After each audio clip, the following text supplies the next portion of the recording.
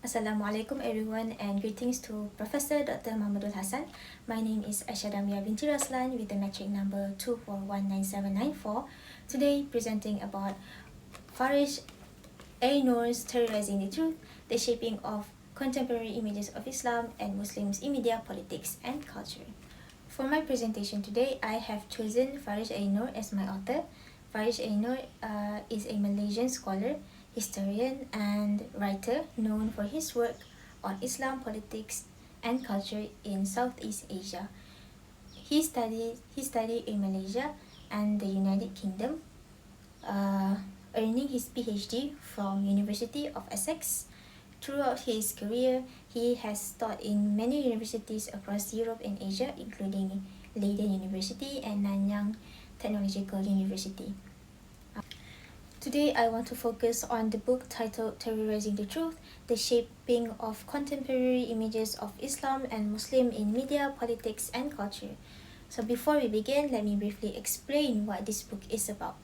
It is a collection of essays published in 1997, where Farish critically examined how Islam and Muslims are represented and often misrepresented in global media and political discourse, especially in the post-Cold War context. So, this book exposes how Orientalist bias, political propaganda, and cultural stereotypes influence the Western portrayal of Islam, framing Muslims as the other or even as a threat to modernity and liberal values.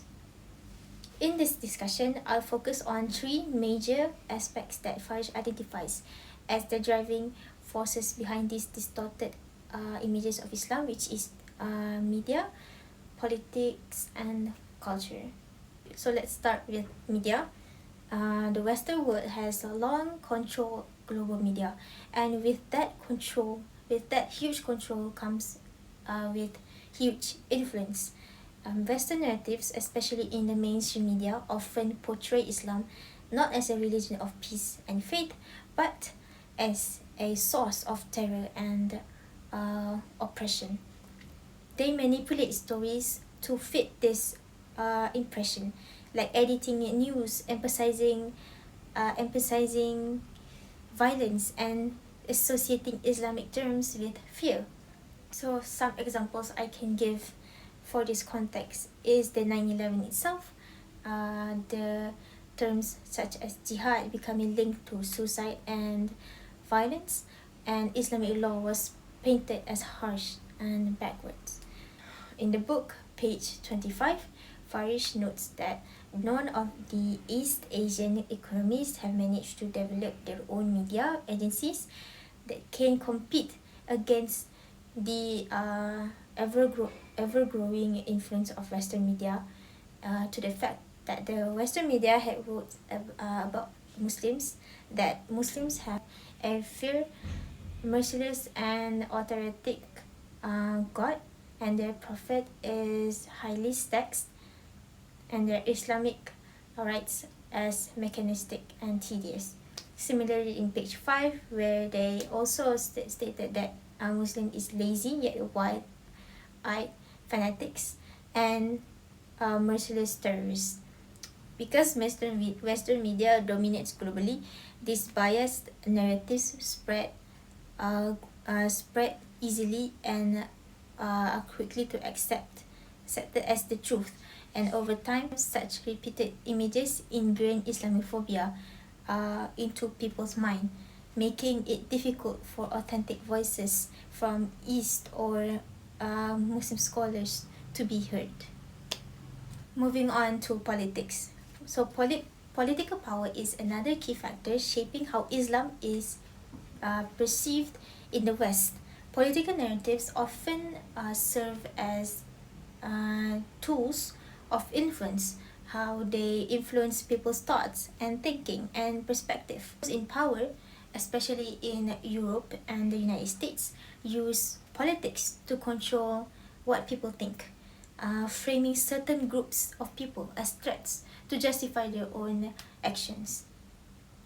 They even hold influence They hold influence over wealth, over media, over education, over governance, and even the economy itself.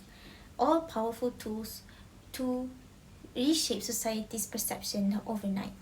On page 41, Farish reminds us that the Islamic influence still exists deeply in the Western culture.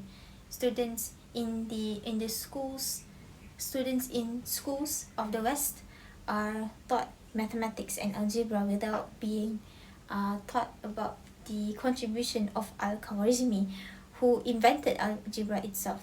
So this selective teaching shows how political systems choose what to highlight and what to erase. The book also said on page 13, as long as Muslims experience this sense of isolation, or worse, still impose it upon themselves, they will never become part of the mainstream culture of Europe and will never be able to contribute on its identity and history.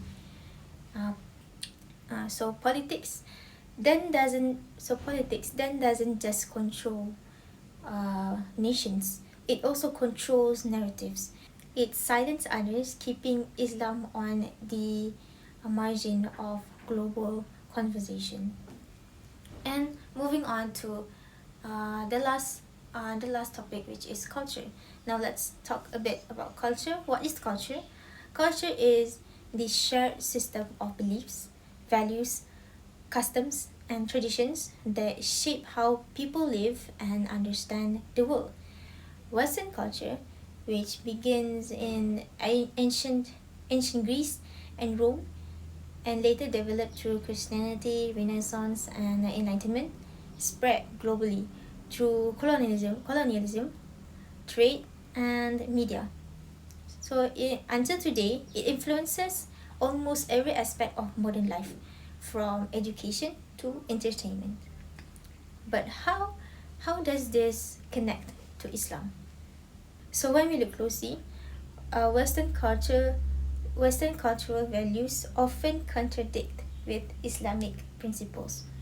Western societies emphasize individualism, material success, and personal freedom, while Islam emphasizes community, moral discipline, and submission to Allah Subhanahu wa Taala's will. So when Islamic values clashes with Western ideas, Islam is often painted negatively as like outdated or restrictive. Their perception of jihad, for example, focuses only on war and violence, ignoring its true meaning, which is the struggle of justice and self improvement. On page 61, Farish refers to Mehdi's study of jihad, saying that the concept has been so corrupted and taken out of context that it almost lost all traces of its original meaning. And on page 66, he emphasized that true jihad begins with justice, that justice must not only be the only goal of any struggle, but also the way it is carried out. However, Western culture repeatedly highlights Islam's rule as harsh or backwards, turning religion into something people feel rather than understand. So, with the help of politics and media, this becomes a powerful cycle of misunderstanding.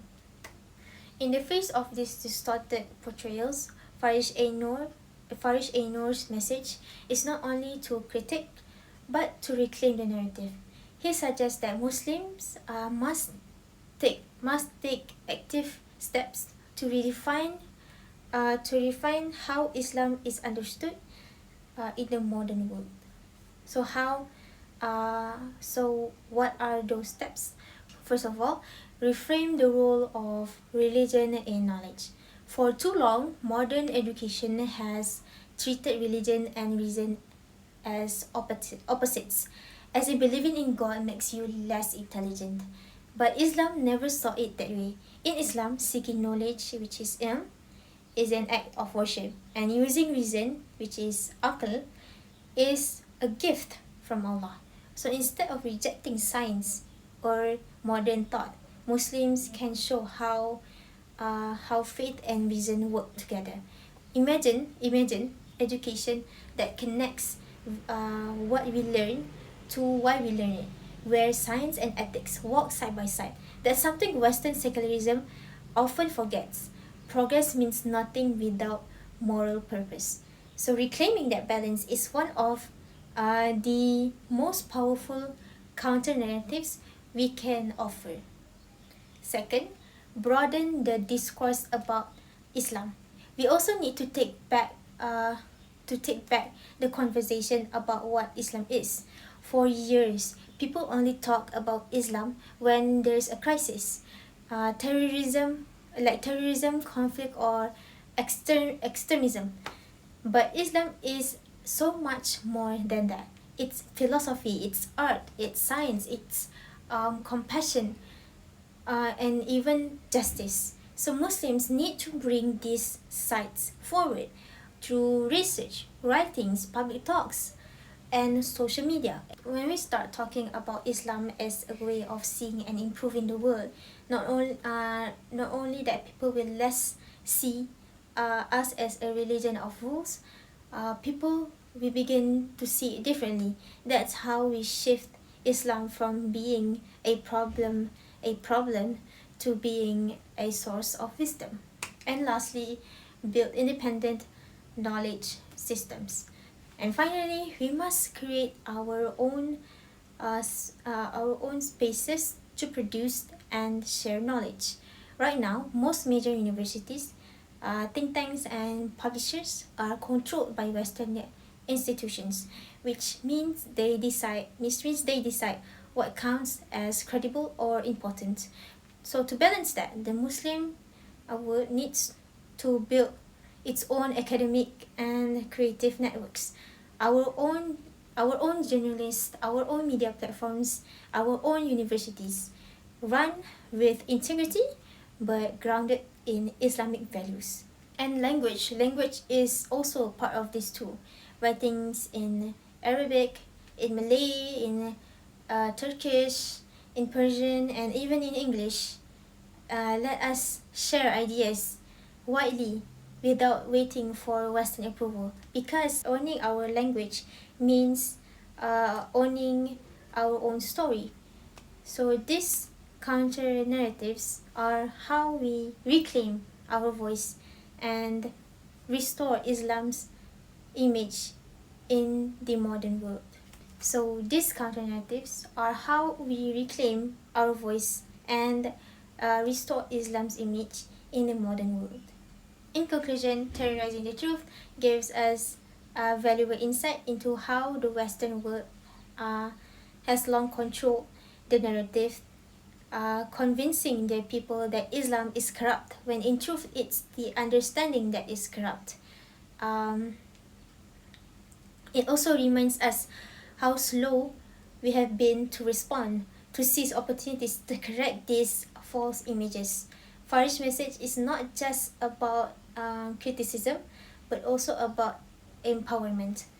We can begin to rebuild Islam's image by taking part in politics and leadership roles, publishing truthful works that highlight Islam's real contributions to the world, being role models of peace, showing that Islam is not about dominance but about growth and justice. And most importantly, continuing to learn and seek knowledge to debunk misconceptions. So let us rebuild Islam's image, not as a religion of war, but as a religion of self-preservation, dignity, and peace. So that is all from me. Thank you very much. Wassalamualaikum warahmatullahi wabarakatuh.